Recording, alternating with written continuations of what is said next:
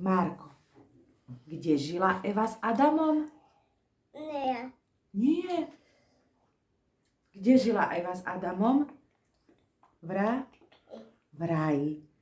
A chodili tam holí alebo oblečení? Holí. A koho stretla Eva? Hada. A čo jej had hovoril? Daj si. Čo si má dať? Jablko. A dala si z jablčka? Áno. Ako odkusla? Tak. A dala aj Adamovi? Dala Adamovi. A potom ich Pán Boh čo?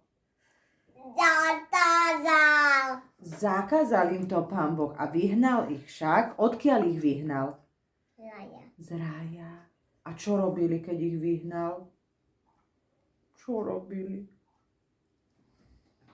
Boli šťastní alebo plakali? Boli šťastní? Nie, však ich poslal preč. Oni ako plakali? Ako plakali, keď ich poslal preč? Tak.